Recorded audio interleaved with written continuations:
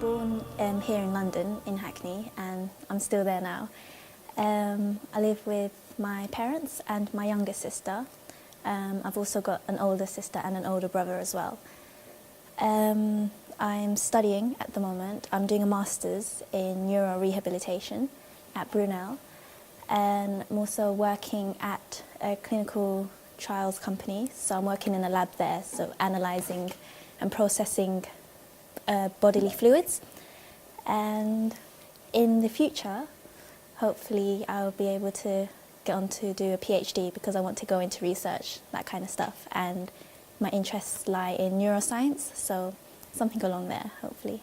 A lot of people kind of say like science and religion don't go together, but I disagree with that, because I think one of the major things that kind of pushed me towards finding religion was doing my biomed degree, and like we would have like sessions in a dissection room and where we'd look at the human body and things like that.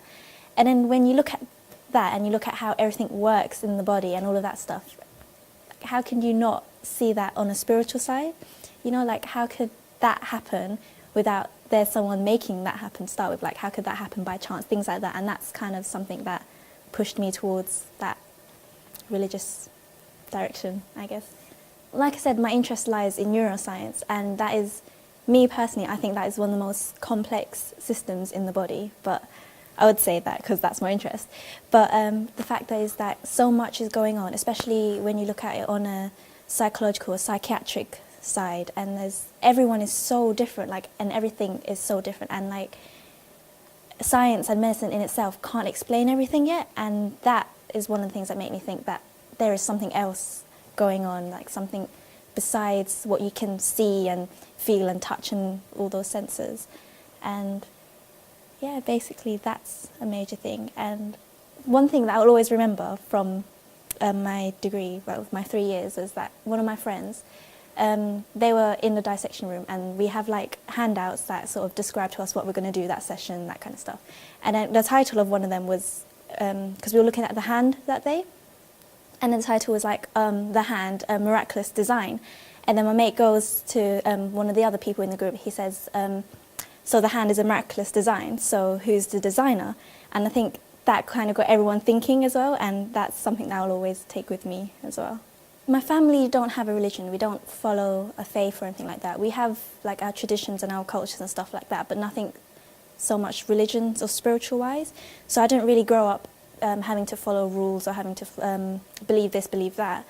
And it didn't really bother me until I got to school, and then like everyone else had a religion, everyone else were doing this because of that, and then I just thought, why is that?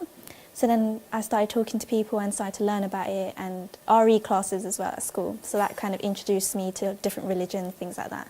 And I think from then it's just curiosity more than anything. Like I'm always asking, why is this, why is that? So I've always wanted to know why, basically, and that's where I started reading up, learning around different things. And for example, like my grandfather, like when he's passed away, so like every month, like when there's the new moon or the full moon, I can't remember exactly what, we'd put like food out and like do things like that, and that's supposed to be for him when he's in heaven, and so he can receive the food, things like that. We don't really believe, like my family, we don't really believe that that actually happens, but it's a sort of tradition that comes from Vietnam, so then that's why they kind of just do it, just for the sake of doing it, things like that. I'd ask my mum, so like, why do we have to do this? And she'd be like, oh, so, you know, so granddad can get food when he's in heaven. And I was like, oh, so you believe in heaven and hell? And she's like, not really. And I was like, so then why'd you do it? And she's just like, because they're just so used to doing it. So, yeah. So I don't really get, like, in terms of religion and things like that, I don't really get much from my family from that. So, yeah, so they don't really understand. Yeah. My family, we do Christmas, like we celebrate Christmas, but I think it's more because that's the only time where everyone in my family, like all my cousins and my uncles, actually have a holiday. So that's the only time in the year where we can all get together. So we just use that as an excuse to get together and eat lots of food. So I think that's mostly it, really. Like, we don't really, like, my family wouldn't say anything special about Christmas, nothing like that.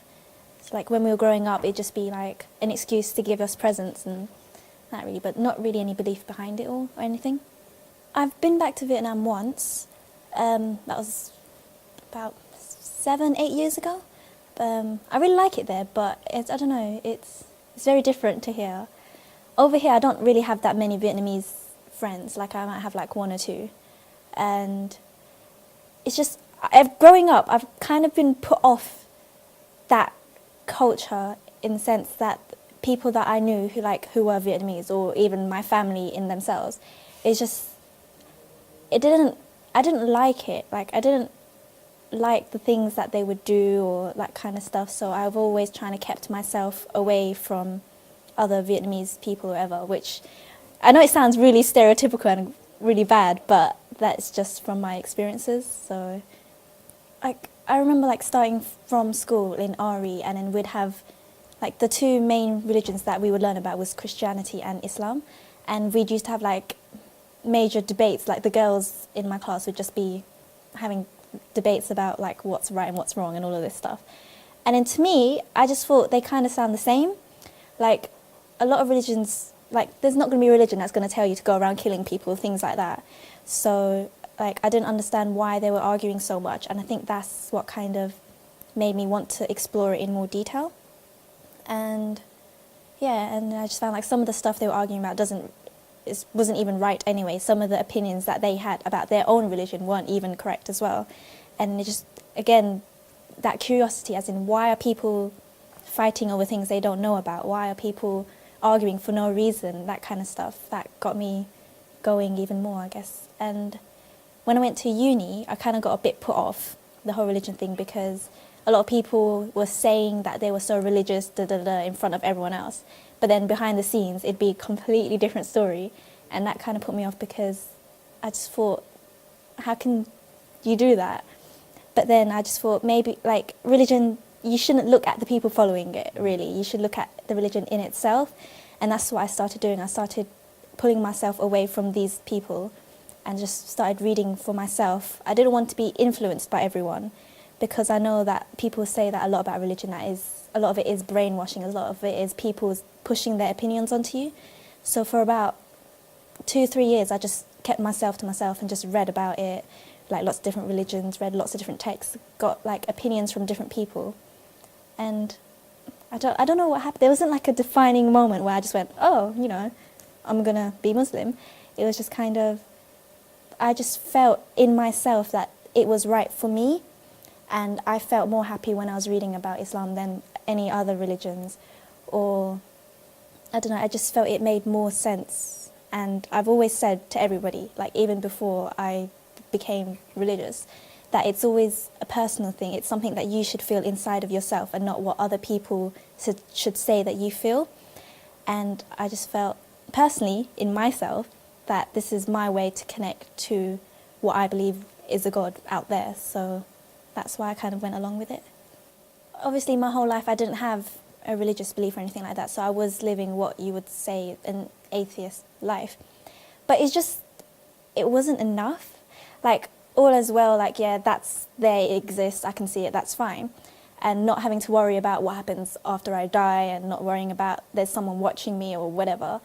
Like, but it just seems like the easy way out.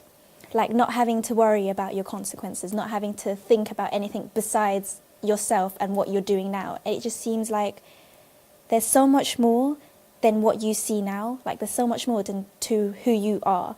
And just living as an atheist just wasn't enough. Like, I always felt that there was something that I didn't know what it was, but there was something that I was missing.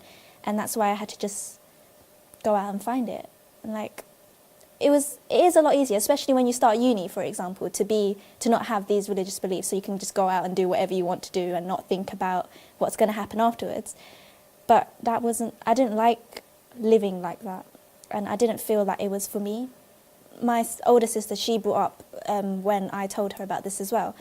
But I was, like I said earlier, it's not about the people that follow it, it's about what they're what they're following, really. And I'm a kind of person who sees everything from lots of different sides. So I can understand if somebody really, really believes that that is right, then, you know, they are going to act in extreme ways when they feel like other people are opposing them.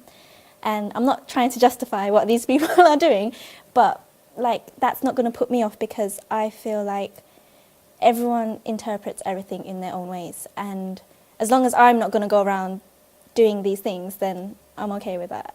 Like I said, a lot of my friends are Muslims, so I've always spoken to them about it a lot. I didn't actually tell anybody that I chose to go to be Muslim until about like a few months later, because I wanted to make sure within myself that this is what I wanted to do. But I think, I don't know, I think I knew just, it was the end of my second year at uni, and I was just sitting there and I was just thinking, like, if I feel like this is right for me, why am I putting this off for? Like, what am I waiting for, really? Like, it's only me that has this decision to choose this. So I just kind of just sat there and just thought, you know what, I'm just going to do this now. Because the way I was living my life to start with wasn't like, because like going out and drinking and all of that stuff, I had stopped that ages and ages ago before anyway. So it wasn't like I had to just make a massive life change. I was already leading up to it gradually by my own choice. So I just sat there and I just thought, I'm just going to do this now. So then one of my mates, I just sat down with him and I was just like, I want to do this now. And he was like, okay, fine, this is what you have to do, da da da da. And then from then on, just slowly, I started telling like my closest mates, and they've just helped me out like with the sort of practicalities of things, like how you would pray and how you would wash and things like that. Because obviously I wasn't brought up, so I didn't know any of these things. So I have a lot of friends who have helped me to come where I am now, and I'm very thankful for that. But yeah, that was it. Just one day, just sitting down, I just thought about it really. Sometimes it's difficult because obviously the little things that people take for granted that they've been brought up with their whole lives, I have to sort of learn about it and be like, why do I have to do this, things like that. So I feel like I'm a baby starting all over again. But like, and also when it comes to like things like Eid and stuff like that, like I don't have like a family that I can sit down and celebrate Eid with, so sometimes a bit like, oh.